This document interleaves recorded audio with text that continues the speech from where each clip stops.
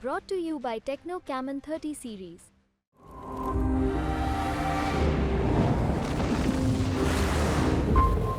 नमस्कार, मैं राजू कुमार झा और बिहार पे 40 लोकसभा सीटों की इस वीडियो में बात करेंगे कि बिहार में 40 लोकसभा सीटों पर कौन किस सीट पर कितना आगे रहा, बीजेपी के खाते में कितनी सीटें गईं और जेडीयू कितने सीटों पर टक्कर देने में कामयाब रही, इंडिया गठबंधन के खाते में कितने सीटें गई हैं। लेकिन इन सबसे अलग एक चीज और जो निकलकर सामने आता है वो है वीआईपी सीट। वीआईपी सीट ऐसे सीट जिसको लेकर काफी चर्चा रही, वो चाहे चिराग पासवान की लोकसभा सीट जमुई हो जिस पर पहले चिराग पासवान लड़े, और अभी वर्तमान की सीट जो लोकसभा सीट है हाजीपुर हो।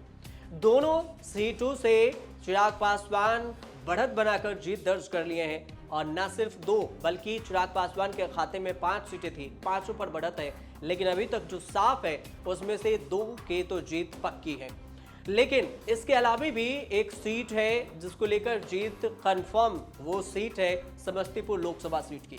समस्तीपुर से शांभवी चौधरी यहां पर काफी ज्यादा वोटों के अंतर से जीत चुकी हैं। शांभवी चौधरी ये वही शांभवी चौधरी हैं जो अशोक चौधरी जेडीयू के नेता हैं, मंत्री हैं, कांग्रेस छोड़कर जेडीयू में शामिल हुए और उनकी बेटी हैं शांभवी चौधरी। शांभवी चौधरी के सामने टक्कर दे रहे थे जेडीयू के ही नेता माहेश्वर हजारी के बेटे सनी हजारी, और इन दोनों के बीच में काफी दिलचस्प मुकाबला रहा। लेकिन इसके बीच जो परिणाम निकलकर सामने आए उसमें सनी हजारी काफी वोटों के अंतर से हार गए और शांभवी चौधरी की जीत हुई। जीत के बाद जब शांभवी चौधरी से बात की गई तो क्या कुछ बोली है वो भी सुनिए। साथ में समस्तीपुर लोकसभा के बाद समस्तीपुर जिला में ही 2 लोकसभा के क्षेत्र हैं उजियारपुर लोकसभा सीट से बीजेपी के नित्यानंद राय मैदान में थे। नित्यानंद राय इस बार फिर से जीत गए हैं और उनके बाद जीत के बाद नित्यानंद राय का क्या कुछ बयान आया वो भी बयान सुन लीजिए। उसके बाद आपको ये भी बताते हैं कि आखिर इस सीट को लेकर समीकरण क्या कुछ रहा, कौन कौन वीआईपी सीट है, कौन आगे कौन पीछे, कौन जीता कौन हारा। सबसे पहले तो हम इसका श्रेय देते हैं और हम मानते हैं कि समस्तीपुर की जनता ने हमें बहुत प्यार और बहुत आशीर्वाद दिया था।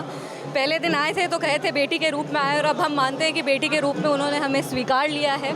और कुछ कितना भी आप परिश्रम करिए, महादेव के आशीर्वाद के बिना वो अधूरा ही रहता है। आदरणीय श्री नरेंद्र मोदी जी पे भरोसा है, नीतीश कुमार जी पे भरोसा है, हमारे मुख्यमंत्री माननीय मुख्यमंत्री, और चिराग भैया की पांचों सीट मतलब सबसे बेस्ट स्ट्राइक रेट एलजेपी का रहा है। तो कहीं ना कहीं एलजेपी भी एक बहुत स्ट्रॉन्ग पार्टी की तरह उभरा है।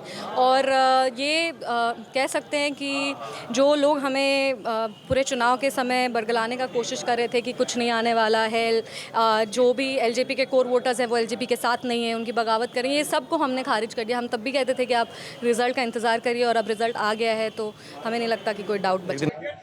मैं बेटे की तरह अपने दायित्व को निभाऊंगा। मेरी जिम्मेदारी एक माँ की तरह होगी। कोसी सीमांचल को नंबर 1 करने में हमारी जिंदगी का एक एक कतरा क्यों न बह जाए, मैं बहाऊंगा। हमें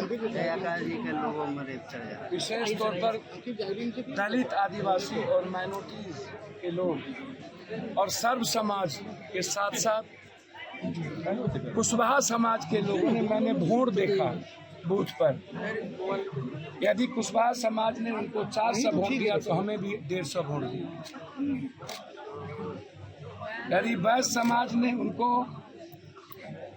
450 वोट दिया नरेंद्र मोदी जी के नाम पर तो हमें भी 250 वोट दिया, हमें भी 140 वोट दिया।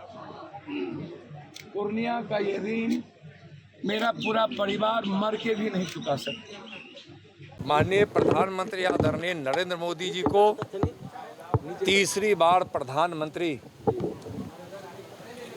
बनने के लिए बहुत बहुत अभिनंदन और बधाई।